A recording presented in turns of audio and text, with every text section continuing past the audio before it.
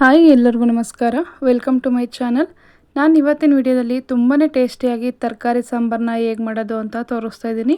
ನೀವು ಈ ರೀತಿ ಏನಾದರೂ ಒಂದು ಸಲ ಸಾಂಬಾರು ಮಾಡಿದ್ರೆ ವಾರಕ್ಕೆ 2 ಸಲ ಮಾಡ್ತೀರಾ, ಅಷ್ಟು ರುಚಿಯಾಗಿರುತ್ತೆ. ಬಿಸಿ ಅನ್ನ ಮುದ್ದೆಗಂತೂ ತುಂಬಾ ಚೆನ್ನಾಗಿರುತ್ತೆ. ನೀವು ಒಂದು ಸಲ ಟ್ರೈ ಮಾಡಿ.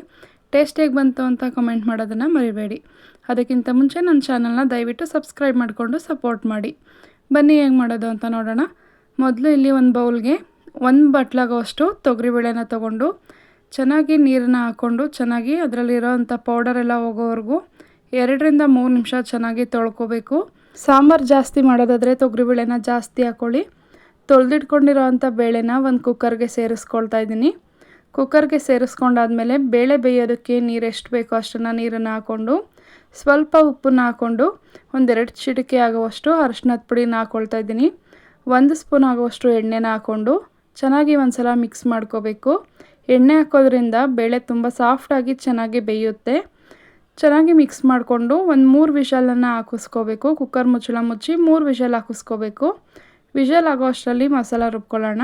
ಒಂದು ಮಿಕ್ಸರ್ ಜಾರ್ಗೆ 3/4 ಬೌಲಷ್ಟು ಹಸಿ ತೆಂಗಿನಕಾಯಿ ತುರಿ ಹಾಕ್ಕೊಂಡು 1/4 ಹಿಡಿಯಷ್ಟು ಕೊತ್ತಂಬರಿ ಸೊಪ್ಪನ್ನು ಹಾಕ್ಕೊಳ್ತಾ ಇದ್ದೀನಿ. 1 ಮೀಡಿಯಮ್ ಸೈಜ್ ಈರುಳ್ಳಿನ ಈ ರೀತಿ ದಪ್ಪ ದಪ್ಪಾಗಿ ಕಟ್ ಮಾಡಿ ಹಾಕ್ಕೊಳ್ತಾ ಇದ್ದೀನಿ. 1 ದಪ್ಪ ಸೈಜ್ ಟೊಮೆಟೊನ ಈ ರೀತಿ ದಪ್ಪಾಗಿ ಕಟ್ ಮಾಡಿ ಹಾಕ್ಕೊಂಡು ಧನಿಯಾದ ಪುಡಿನ ಸೇರಿಸ್ಕೊಳ್ತಾ ಇದ್ದೀನಿ.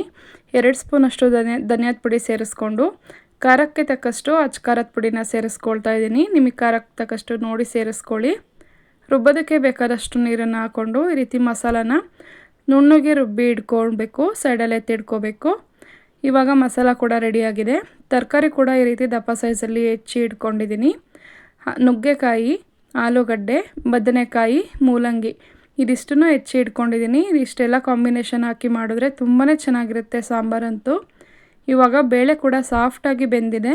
ನಾನಿಲ್ಲಿ 3 ವಿಷಲ್ ಹಾಕಿಸ್ಕೊಂಡಿದ್ದೀನಿ. 3 ವಿಷಲ್ ಹಾಕಿಸ್ಕೊಂಡ್ರೆ ಸಾಕು, ಬೇಳೆ ಸಾಫ್ಟಾಗಿ ಬೇಯುತ್ತೆ.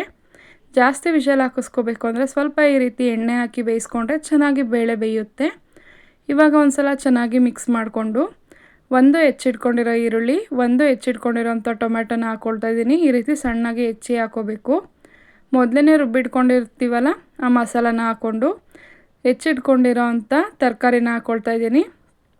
ತರಕಾರಿ ಎಲ್ಲ ಚೆನ್ನಾಗಿ ತೊಳೆದು ಸೇರಿಸ್ಕೊಂಡು ಸಾಂಬಾರಿಗೆ ಬೇಕಾದಷ್ಟು ನೀರನ್ನು ಸೇರಿಸ್ಕೋಬೇಕು. ನೀರನ್ನು ನೋಡಿ ಸೇರಿಸ್ಕೊಳ್ಳಿ. ಸಾಂಬಾರು ಕನ್ಸಿಸ್ಟೆನ್ಸಿನ ನೋಡಿ ಸೇರಿಸ್ಕೊಳ್ಳಿ.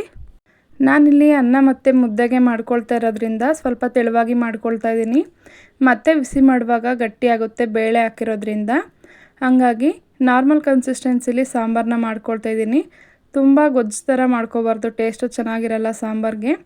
ನಾರ್ಮಲಾಗಿ ಸಾಂಬಾರು ಕನ್ಸಿಸ್ಟೆನ್ಸಿಗೆ ನೀರನ್ನು ಹಾಕ್ಕೊಂಡು ಚೆನ್ನಾಗಿ ಒಂದು ಸಲ ಮಿಕ್ಸ್ ಮಾಡಿ ರುಚಿಗೆ ತಕ್ಕಷ್ಟು ಉಪ್ಪನ್ನು ಹಾಕ್ಕೊಳ್ತಾ ಇದ್ದೀನಿ.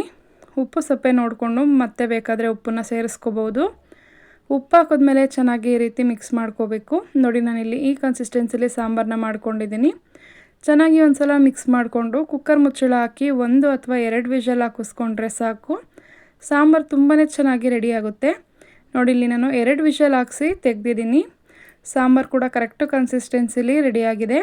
ತರಕಾರಿ ಎಲ್ಲ ತುಂಬಾ ಚೆನ್ನಾಗಿ ಬೆಂದಿದೆ. ಇಷ್ಟು ಕನ್ಸಿಸ್ಟೆನ್ಸಿಲಿ ಸಾಂಬಾರು ರೆಡಿಯಾದರೆ ಅನ್ನ ಮುದ್ದೆಗಂತೂ ತುಂಬಾ ಚೆನ್ನಾಗಿರುತ್ತೆ. ಇವಾಗ ಈ ಕಡೆ ಬಿಸಿ ಬಿಸಿ ಮುದ್ದೆ ಕೂಡ ರೆಡಿಯಾಗಿದೆ, ಸಾಂಬಾರು ಕೂಡ ರೆಡಿಯಾಗಿದೆ. ಜೊತೆಗೆ 1 ಸ್ಪೂನ್ ತುಪ್ಪ ಹಾಕ್ಕೊಂಡು ತಿಂತಾಯಿದ್ರೆ ತುಂಬಾ ಚೆನ್ನಾಗಿರುತ್ತೆ ಟೇಸ್ಟ್ ಅಂತೂ. ನೀವು ಒಂದು ಸಲ ಟ್ರೈ ಮಾಡಿ. ನನ್ನ ಚಾನಲ್ನ ಸಬ್ಸ್ಕ್ರೈಬ್ ಮಾಡ್ಕೊಳ್ಳಿ. Thank you for watching.